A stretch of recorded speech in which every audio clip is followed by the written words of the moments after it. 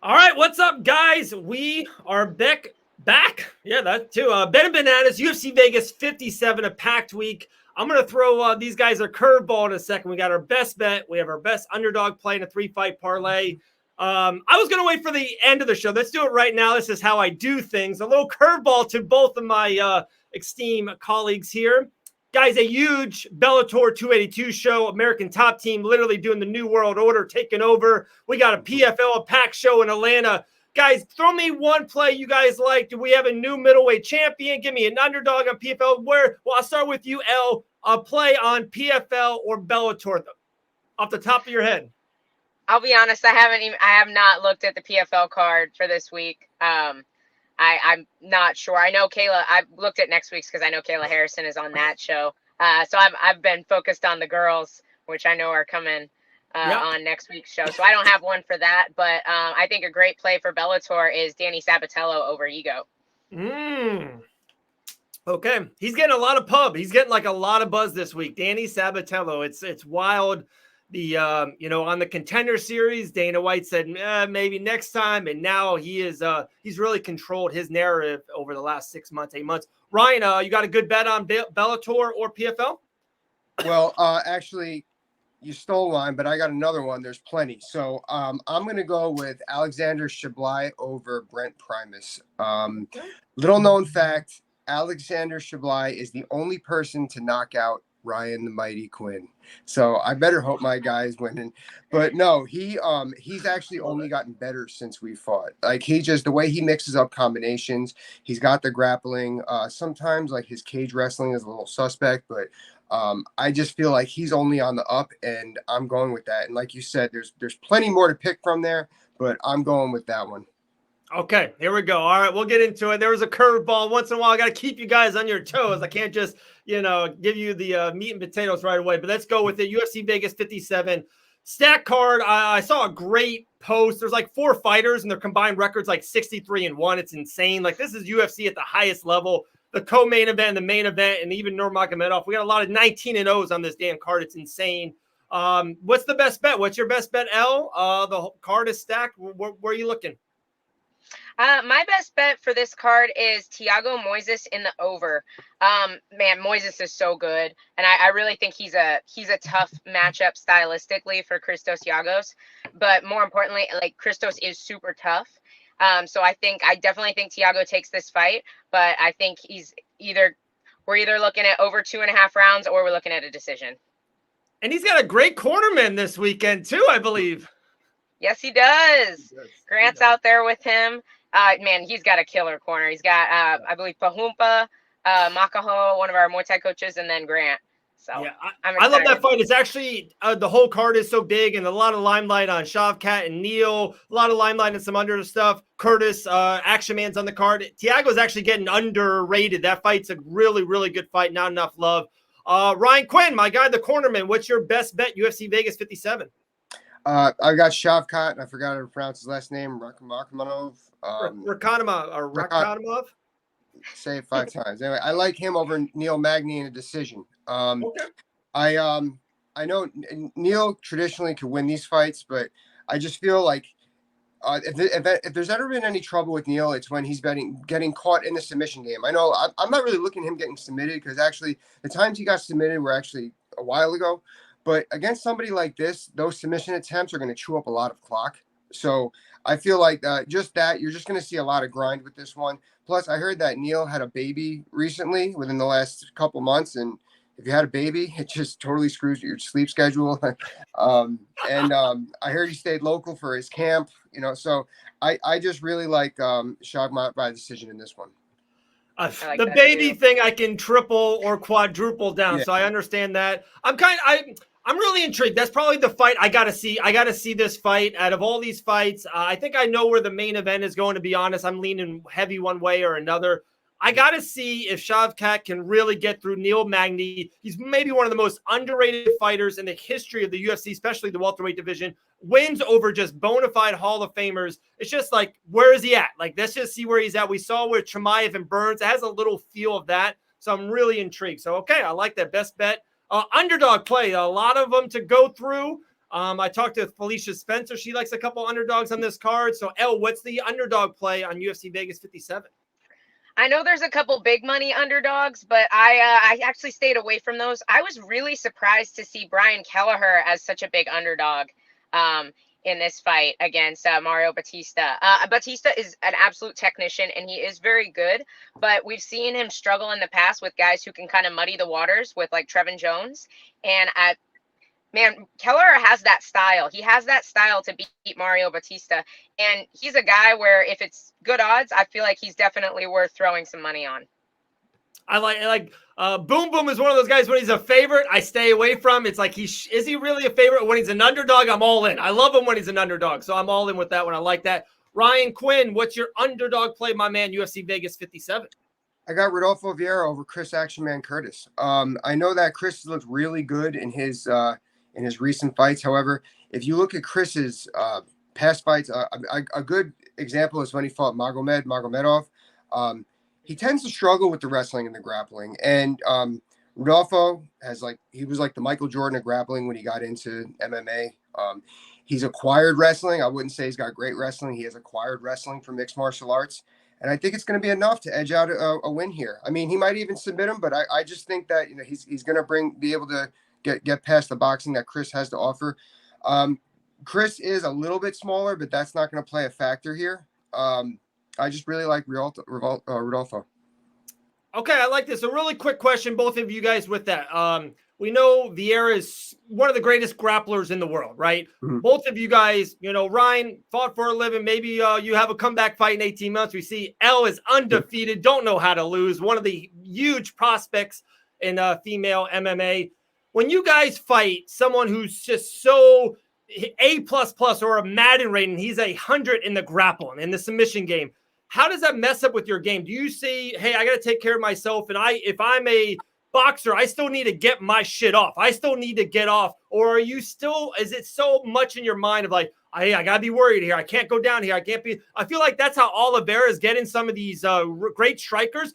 Gaethje and Poirier, they're literally knocking him down, but he's like, whoa, we're not going down there, when maybe they should go for this win, and one more punch could be the fight is over. Where does that in the psyche of you trying to go into a fight? Elle?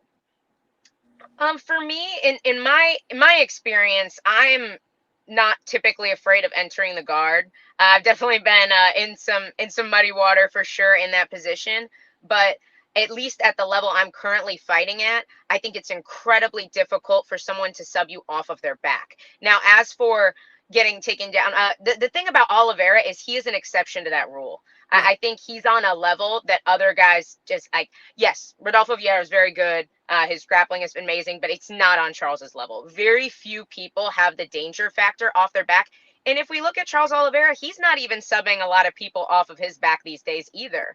He's trying to push the action to get to take the back and stay on top. Like, his top game is phenomenal as well. But I think the danger of triangles, arm bars are kind of starting to go down as the sport evolves. Okay. How about you, Rod? Yeah, absolutely. I've attacked this way in a failing fashion more than a winning fashion, unfortunately. Whenever I think of underdog fights, I had a bunch of them. Like, when you get to the majors, don't change your swing. That's what Dean Thomas always says. Like, shoot your shot, right? You got to shoot your shot. And I started to realize that, when I training, I fought guys that were better wrestlers than me. I trained with guys that were better wrestlers than me. I took down everybody. And I'm not just saying that. I could take down anybody in mixed martial arts, and you can ask anybody. Why is that? I knew when to stay away from wrestling, and I knew when to add my boxing to wrestling. I knew when I needed to get this wrestler to put his hands to cover his face so I can go underneath, And once you realize that and you get to that confidence, everything's there. Everything's open. Now, this is not, like you said, this is not straight wrestling. This is not straight jiu-jitsu. Right. Ground and pound is its own martial art now that you need to learn, that a lot of these guys are learning and being able to stay away from to create the space. Now, in the failing fashion, I've gone into those fights, and I didn't realize till after.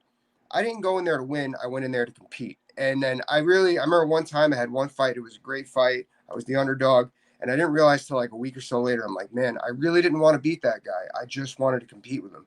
And I was really pissed off about that. So I've had a lot of a lot of learning over my career, you know. So, but as long as you realize in that aspect that this is not straight jiu-jitsu, this is not straight wrestling, you know, this is okay. You could take an MLB player, you could put him into a Sunday beer league softball tournament. He ain't gonna have the right swing, you know. Right, So right, like, even though he's an overall, so it's really, once you realize your game and stick to it and have the confidence to get off your reps, your money.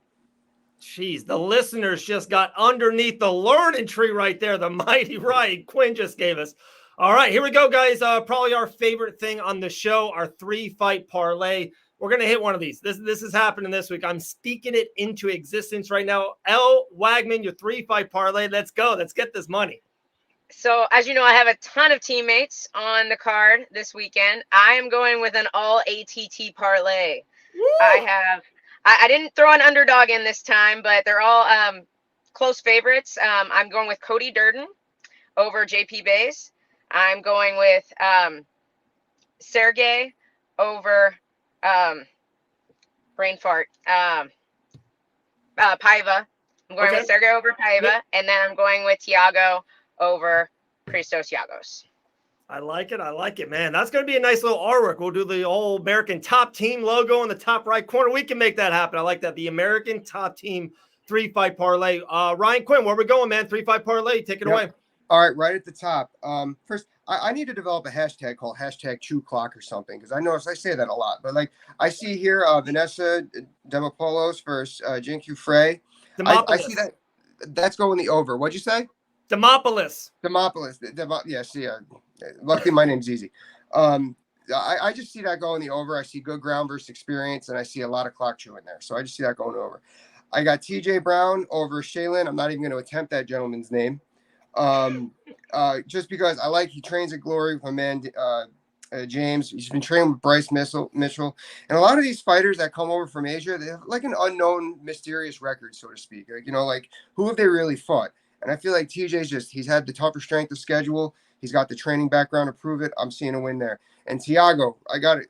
I know he's had some losses. You know, we can make excuses for his losses. You know, he had the one loss where he got blitzed. He had another, but it's like, whatever. You know, it doesn't matter with him. He has that Monday morning quarterback. He's the kind of person that goes back to the gym and trains. And on top of it, I know that Christos is a little bit bigger, but Thiago's one of the strongest lightweights in the world. So like, size really is going to make a difference, and he's so well rounded. I just can't see him losing this fight. I 100% agree. I like it. And like, you know, this is a little bit of a Thiago. I actually talked to him on social media a couple days ago, and I know Elle and Grant and everything.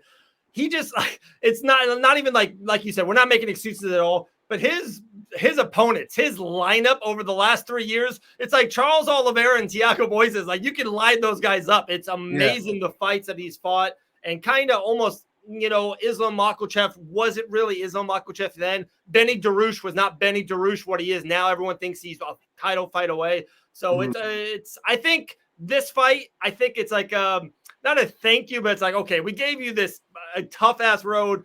This is for you. Like, this is a limelight moment for Thiago. I think he's going to get the job done. I think he's going to get it inside the distance too. I think he's going to be aggressive. To be really honest, I'm going to call a first round stoppage. I think he's going to be that ready to get the job done. That's where my 2 cents is. Man, yeah, right. Thiago does everything perfectly. Like, his technique is flawless in everything. It's kind of crazy to watch. Christos is really tough though. I really could see this going the over. I definitely think Thiago's going to push the pace. I think he beats him on the feet. I think he beats him in the grappling. Grant has actually been a really good look for this camp. So I feel like that Thiago's had a lot of great training for this. While I'm not sure there's somebody who can emulate Thiago for him where he's training at Stanford.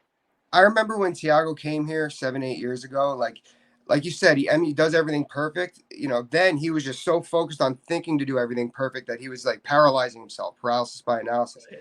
And we were like, kid, just do it, you know? And then he won like the LFA title, and you can see when he's training, it's like, yo, just go. It's not disrespectful, man. And then I remember he hits me with a spinning back kick to the freaking gut. I'm like, oh, he's doing it. You know, like, it's just, and that it comes in levels where he's just able to flow. And he's just such a good fighter.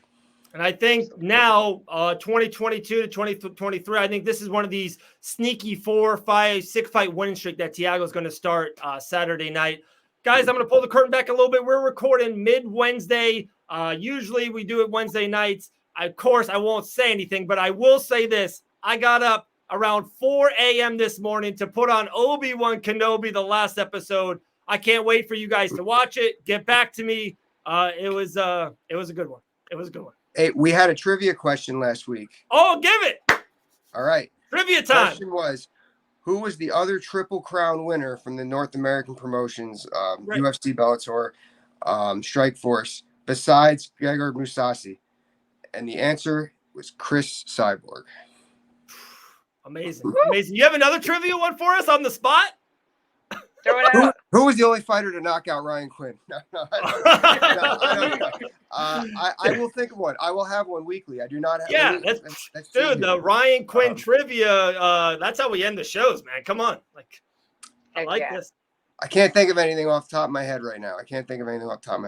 We're getting a sponsor just for that trivia question. Elle Wagman, appreciate it. Ryan Quinn, we moved some things around today. We made it work. Next week, I'm in Atlanta, Georgia for PFL 6. I will be there all week long talking with Miss Kayla Harrison, the undefeated, undisputed, maybe best female fighter on this planet. Can't wait. But we'll do something. Maybe you two guys will do the show without me. I don't know. We'll figure it out. But can't wait. I can't wait to put these things on the American Top Team 3 Fight Parlay. Elle Wagman maybe stole the show. I like it. Hope All right, so. have a good day. For my Anything else? boys. Any shout outs? That's it. Let's go. Big weekend of fights. We got all 3 of the events. It's going to be great. I know. A curveball at the beginning, PFL and Bellator. All right, guys, have a good day.